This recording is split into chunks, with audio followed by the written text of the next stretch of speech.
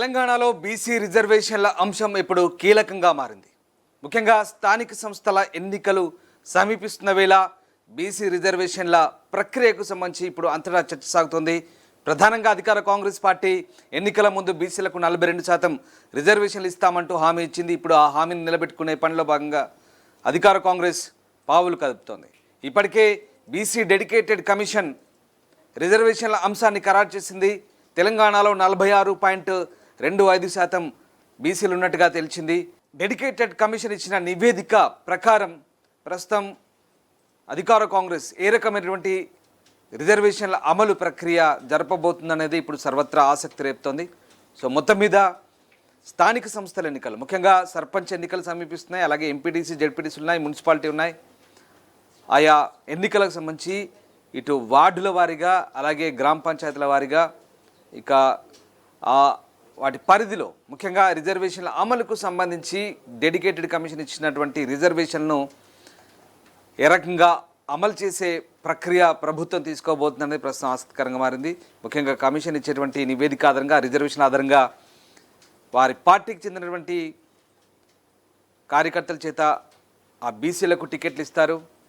అంతేకాదు, ఇంకా ఒకవేళ అవసరమైతే ఎక్కువ శాతం బీసీలకు టికెట్లు ఇచ్చి బీసీ పక్షపాతిగా పేరు తెచ్చుకుందామని కాంగ్రెస్ పార్టీ భావిస్తోంది.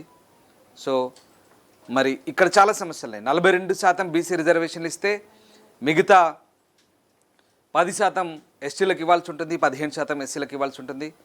అవన్నీ కలిస్తే కనుక అవి 25 + 42 దాదాపుగా 67%కి వెళ్తాయి.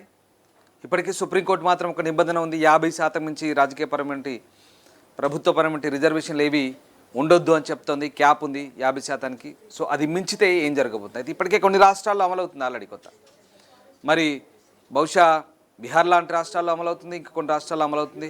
మరి తెలంగాణలో అధికార పక్షం దీన్ని ఏ రకంగా తీసుకోబోతుంది అనేది ఇప్పుడు ఆసక్తికర చర్చ. దీనికి ఏమైనా న్యాయపరమైన సలహాలు ఉంటాయా, చిక్కులు ఉంటాయనేది ప్రస్తుతం ఆలోచిస్తున్న పరిస్థితి. బట్ ముఖ్యమంత్రి రేవంత్ రెడ్డి మాత్రం చాలా ఖచ్చితంగా ఈ అంశంపై దృష్టి సారించారనే అర్థమవుతుంది. బీసీ రిజర్వేషన్లు అమలు చేసి తద్వారా దేశంలోనే ఆ రిజర్వేషన్లు అమలు చేసిన ఘనత దక్కించుకునే తొలి ప్రభుత్వంగా ఇక్కడి అధికార కాంగ్రెస్ దేశవ్యాప్తంగా ఆ పేరు, ఆ క్రెడిట్ కొట్టాలని కాంగ్రెస్ పార్టీ భావిస్తున్నట్టుగా మనకు అర్థమవుతుంది. సో దానికి సంబంధించి ఇప్పటికే న్యాయపరమైన సలహాల కోసం ఏజీని సంప్రదించింది. సో ఆ రకమైనటువంటి ప్రక్రియ అయితే కొనసాగుతుంది. అసలు ఏం జరిగింది? ఫస్ట్ ఆఫ్ ఆల్ అసలు బీసీ రిజర్వేషన్ సంబంధించి డెడికేటెడ్ కమిషన్ ఏ రకమైనటువంటి రిపోర్ట్ ఇచ్చింది? నిజంగా తెలంగాణలో బీసీలు ఎంత శాతం మంది ఉన్నారు ఒక్కసారి మనం తెలుసుకునే ప్రయత్నం చేద్దాం. బీసీ కమిషన్ ఇచ్చినటువంటి బీసీ కమిషన్ ఇచ్చినటువంటి రిపోర్ట్ ఆధారంగా ఒకసారి రాష్ట్ర వ్యాప్తంగా బీసీల జనాభా ఇప్పటికే బీసీలు దాదాపుగా 46.25% ఉన్నట్టుగా డెడికేటెడ్ కమిషన్ చెప్తుంది. ఇది అధికారిక రిపోర్ట్. అలాగే ఇక్కడ ఎస్సీలు వచ్చేసి 17.43% చెప్తోంది. రైట్. ఇక అలాగే ఎస్టీలు వచ్చేసి 10.45% చెప్తుంది. అలాగే ఇక అదర్ క్యాస్ట్ అంటే ఓసీలు 15 ఫార్వర్డ్ క్యాస్ట్లంతా కూడా 15.79%. సో ఉన్నత వర్గాలు 15.79% ఉన్నట్టు చెప్తుంది. సో ఓవరాల్గా ఇది బీసీ డెడికేటెడ్ కమిషన్ ఇది ఇచ్చినటువంటి నివేదిక. ప్రస్తుతానికైతే ఈ రిపోర్టు మనం చూస్తున్నాం ఇక్కడ. So right. సో ఇది బీసీలు 46% ఉన్నారు, ఎస్సీలు 17% ఉన్నారు, అలాగే ఎస్టీలు 10%, ఓసీలు 15.7%గా మనకి ఇక్కడ చెప్తున్న పరిస్థితి కనబడుతుంది. సో ఆ రకంగా మనం చూసుకుంటే కనుక ఒక్కసారి రైట్. సో ప్రస్తుతం కాంగ్రెస్ పార్టీ, అధికార కాంగ్రెస్ పార్టీ ఇప్పుడున్న రిజర్వేషన్లు 42% అమలు చేద్దామని చూస్తుంది. ప్రస్తుతానికి ఎన్నికల్లో 42% బీసీలకే రిజర్వేషన్లు ఇచ్చే ప్రక్రియ ఇస్తామంటూ ఎన్నికల ముందు హామీ ఇచ్చింది అధికారంలోకి రాకముందు. సో ఆ 42% రిజర్వేషన్లు అమలు చేయాలంటే ఏం జరగబోతుంది, ఎలాంటి చిక్కుముళ్ళు ఉన్నాయి, ముఖ్యంగా మరి ఎలాంటి పరిస్థితులు తలెత్తబోతున్నాయి అనేది ప్రస్తుతం ఒక రకంగా మనకి ఇక్కడ తేలాల్సిన అంశం. ఎందుకంటే ఇప్పటికే కాంగ్రెస్ పార్టీ చాలా తీవ్రమైన కసరత్తు ఎత్తి చేస్తుంది. ముఖ్యంగా ఈ 42% చేస్తుంది. నేను మళ్ళీ చెప్తున్నాను, 42% ఇవ్వాలంటే ఇక్కడ 42% బీసీలకు అనుకోండి సపోజ్. ఇప్పుడు 15% ఎస్సీలకు ఇవ్వాలి. అంటే ప్రస్తుతానికి 7% వాళ్ళకు అమల్లో ఉన్నట్టుగా చెప్తున్నారు అధికారికంగా. అలాగే 10% ఎస్టీలకు ఇవ్వాలి. సో ఈ 42, 15, 10 అంటే దాదాపుగా ఈ మొత్తం కలిపి ఇప్పటికే 67%కి వెళ్తుంది ఇక్కడ. అంటే దాదాపు 70%కి ఇంకా సరే కాస్త అటు ఇటుగా ఒకవేళ ఇంతకు మించి కూడా పెంచాలన్న ఆలోచన కూడా ఇప్పటికే ప్రభుత్వం 42 కంటే కూడా అవసరమైతే ఎక్కువ ఇవ్వాలన్న ఆలోచనలో ఉంది.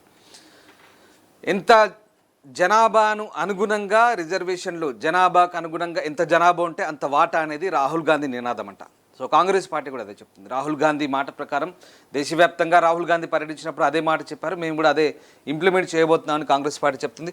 సో ఈ 67% అంటే ఇక్కడ సుప్రీంకోర్టు ఏం చెప్తుంది, కేవలం 50% మించొద్దు అని చెప్తుంది. 50% మించొద్దు ఎక్కడైనా రిజర్వేషన్లు అని చెప్తుంది.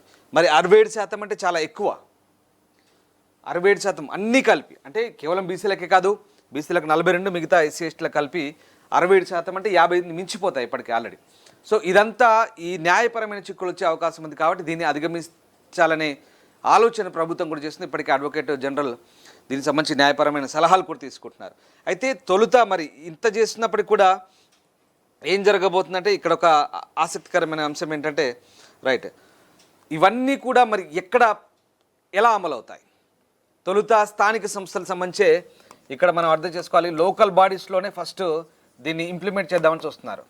ఎందుకంటే ఇంకా చాలా ఉన్నాయి, విద్య, ఉపాధి, ఇలా అనేక రంగాల్లో రిజర్వేషన్లకు సంబంధించి ఉన్నాయి. కానీ ఒకవేళ ఇక్కడ ఫస్ట్ తొలుత లోకల్ బాడీస్లో, స్థానిక సంస్థలో అమలు చేసి చూస్తారు, ఎలాంటి ఇబ్బందులు లేవు, ఎవరికి ఎలాంటి అభ్యంతరాలు లేవంటే విద్యా ఉపాధి రంగాల్లో ఇంకా అన్నింటిలో కూడా ఈ రిజర్వేషన్లు మనం చెప్తున్నటువంటి 42% టోటల్గా ఇంప్లిమెంట్ చేసే అవకాశం ఉంది. తొలుత ఈ లోకల్ బాడీ స్థానిక సంస్థల ఎన్నికల్లో ప్రభుత్వపరమైనటువంటి రిజర్వేషన్లు ఇచ్చే ఆలోచనలో ఉంది. చెప్పాను ఇందాకే మీకు, ఆ లీగల్ ఒపీనియన్స్ అవన్నీ తీసుకుంటున్నారు. సో అది సక్సెస్ కనుక ఇంకా అన్నింటిలో ఉద్యోగాల్లో, విద్యా ఉపాధి అవకాశాలు అన్నింటిలో అమలు చేసే అవకాశం ఉంది. సో అది ప్రభుత్వం అయితే ప్రస్తుతం ఆలోచన చేస్తుంది. మీకు తెలిసిందే, బీసీ డెడికేటెడ్ కమిషన్ క్యాబినెట్ ముందుకు ఆ రిపోర్ట్ రాబోతుంది. ఆ రిపోర్టు బహుశా ఫిబ్రవరి 4 అంటే మంగళవారం రోజు ఇది డిస్కషన్ రాబోతుంది, క్యాబినెట్ ముందు పెట్టబోతున్నారు. తర్వాత ప్రత్యేకంగా మళ్ళొకసారి దీన్ని అసెంబ్లీలో దీన్ని డిస్కస్ చేయబోతున్నారు. అసెంబ్లీలో దీనికి ఆమోద ముద్ర వేసిన తర్వాత మళ్ళీ దాన్ని కేంద్రానికి పంపుతారు. ఈ నివేదిక అసెంబ్లీలో చేసిన తీర్మానాన్ని, అసెంబ్లీలో చేసినటువంటి రెజల్యూషన్ని ఇక్కడ కేంద్రానికి పంపుతారు. సో ఆ రకంగా దీని ప్రక్రియ అంతా ఉంటుంది. ఇవన్నీ అనుకున్నట్టు జరిగితే నోటిఫికేషన్ వస్తుంది, సరే ఎన్నికలకు వెళ్తారు. అదంతా ఈ 42% ఓవరాల్గా ఈ 42% బీసీ రిజర్వేషన్ అనేది ఇక్కడ ఈ మొత్తం అంశం ఇక్కడ ముడిపడింది మనకి, ఈ అన్ని అంశాలన్నీ కూడా. సో చాలా ఉన్నాయి. ఇట్లా 42% అమలు చేయాలంటే ఇన్ని చిక్కుముళ్ళు ఉన్నాయి. సో ఇప్పటికైతే బీసీ డెడికేటెడ్ కమిషన్ ఇచ్చినటువంటి ఆ సిఫారసులు ఏవైతే ఉన్నాయో వార్డుల వారీగా, గ్రామాల వారీగా అవన్నీ కూడా ప్రభుత్వం చూస్తుంది. ఇక్కడ ఇంకొక విషయం ఏంటంటే కాంగ్రెస్ పార్టీ కేవలం అంటే పార్టీ పరంగా కూడా ఇప్పుడు కాంగ్రెస్ పార్టీ ఆ రిజర్వేషన్లు అమలు చేయాలంటే కనుక ఖచ్చితంగా మిగతా పార్టీలన్నీ కూడా ఇచ్చి తీరాల్సిందే. కాంగ్రెస్ పార్టీతో పాటు మిగతా పార్టీలు కూడా అన్నీ కూడా ఇచ్చి తీరాల్సిందే. ఆ అధికార పార్టీతో సమానంగా వాళ్ళు కూడా అన్నీ కేటాయించాల్సిన పరిస్థితి వస్తుంది. అఫ్కోర్స్ కేటాయించాల్సిందే, ఎందుకంటే ఇంకా తప్పదు కాబట్టి, రిజర్వేషన్లు కాబట్టి ఇవ్వాల్సిన పరిస్థితి. కానీ ఇక్కడ కాంగ్రెస్ పార్టీ మొత్తం మీద బీసీ రిజర్వేషన్లు అమలు చేసిన ఘనత దక్కించుకునే పరిస్థితిలో ప్రస్తుతం కాంగ్రెస్ పార్టీ ఆలోచిస్తుంది. ఆ రకమైనటువంటి ఆలోచన చేస్తుంది. దేశవ్యాప్తంగా ఆ క్రెడిట్ తమకి రావాలనే ఆలోచన కాంగ్రెస్ పార్టీ చేస్తుంది. సో మొత్తం అయితే లీగల్ ఒపీనియన్స్ తీసుకుంటుంది.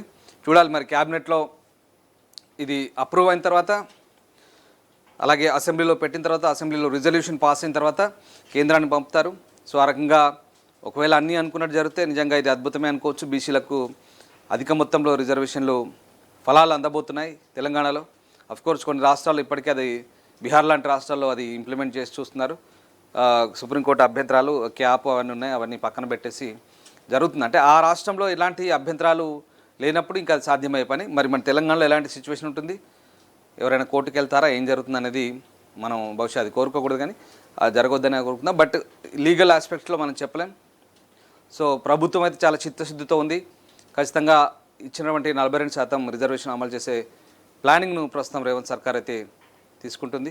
చూడాలి ఇంకా క్యాబినెట్లో ఏం జరగబోతుంది, తర్వాత అసెంబ్లీలో దీనికి సంబంధించిన తీర్మానం. ఎట్టి పరిస్థితుల్లో మిగతా రాజకీయ పార్టీలు కూడా ఎట్టి పరిస్థితుల్లో అపోజ్ చేయవు. ఎందుకంటే బీసీ రిజర్వేషన్లు, మీకు ఒక అంశం చెప్తాను, ఇప్పటికే బీసీలు ఎంతమంది ఉన్నారనేది ఇప్పటికే తెలంగాణ వ్యాప్తంగా దాదాపు 3,54,77,554 మంది వివరాలు నమోదు చేశారు.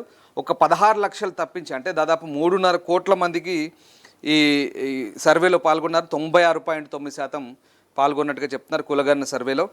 దాదాపుగా ముస్లిం మైనార్టీ అలాగే బీసీల జనాభా 10.8% మంది. అంటే ముస్లిం మైనార్టీలు అంటే బీసీల కిందకి దూదేకుల ఇలాంటి క్యాస్ట్లు కొన్ని వస్తుంటాయి, ముస్లిం సబ్ క్యాస్ట్లు, ఇవన్నీ కలిపి. అలాగే మొత్తం వాళ్ళతో కలిపి వాళ్ళు 10% పైన ఉన్నారు, బీసీలేమో 46% చేంజ్ ఉన్నారు. సో వీళ్ళన్నీ కలిపి 56.23% చెప్తున్నారు. అలాగే ఇక ముస్లిం మైనార్టీ ఓసీలు, అందులో ముస్లింలో అప్పర్ క్యాస్ట్ ఉంటారు కదా, సో వాళ్ళు వచ్చేసి 2.48%, మొత్తం ముస్లిం మైనార్టీలు 12.56%. సో ఆ రకంగా సో రాష్ట్రం మొత్తం ఇటు ఓసీలు మాత్రం 15.79% ఉన్నారు. సో గణనీయమైన జనాభా ఉంది. ఎట్టి పరిస్థితుల్లో మనం అది కాదని లేదు వాస్తవం, బీసీలు తెలంగాణ వ్యాప్తంగా అధిక మొత్తంలో ఉన్నారు కాబట్టి. సో ఆ రకంగా ఇప్పటివరకైతే మరి మొత్తం 1,12,15,131 కుటుంబాల నుంచి ఈ వివరాలు సేకరించారు, మీకు ఇందాక చెప్పాను. సో ఓవరాల్గా చాలామంది కులగణన సర్వేలో 3.1% పాల్గొనలేదంటే 15-16 లక్షల మంది పాల్గొనలేదు, మిగతా చాలామంది పాల్గొన్నట్టుగానే మనకి ఇక్కడ అర్థమవుతుంది. 3 కోట్ల మంది పైగా 3.5 కోట్ల మంది పాల్గొన్నారు. సో ఆ రకంగా రిజర్వేషన్ల అంశం ఎంత కీలకమో మీకు అర్థమవుతుంది, చెప్పే ప్రయత్నం చేశాను. సో ప్రభుత్వం అయితే చాలా చిత్తశుద్ధితో ఉంది. ఒకవేళ అనుకున్నట్టు జరిగితే కనుక ప్రభుత్వం అమలు చేయదలుచుకుంటే తెలంగాణ ప్రభుత్వం బీసీ రిజర్వేషన్లు కులగణన జరిపి, ఎందుకంటే మీకు తెలిసిందే స్వాతంత్రం రాకముందు ఎప్పుడో కులగణన జరిగిందంటున్నారు, మళ్ళీ ఇప్పుడు తాము ఈ కులగణన చేయించాము చిత్తశుద్ధితో అని ప్రభుత్వం చెప్తుంది. నిజంగా అది కనుక జరిగితే కనుక ఆ క్రెడిట్ ఖచ్చితంగా ఆ క్రెడిట్ కొట్టాలని అధికార కాంగ్రెస్ భావిస్తోంది. తద్వారా దేశవ్యాప్తంగా మరొకసారి ఈ రిజర్వేషన్లు అమలు చేసిన ఘనత తమదే అని చెప్పుకోవడానికి కాంగ్రెస్ పార్టీ ఖచ్చితంగా ప్రయత్నం చేయబోతుంది. ప్రపంచంలో ఏ మూల ఏ క్షణం ఏం జరుగుతుందో వేగంగా తెలుసుకోవడానికి తొలి వెలుగు వాట్సాప్ ఛానల్ని ఫాలో చేయండి.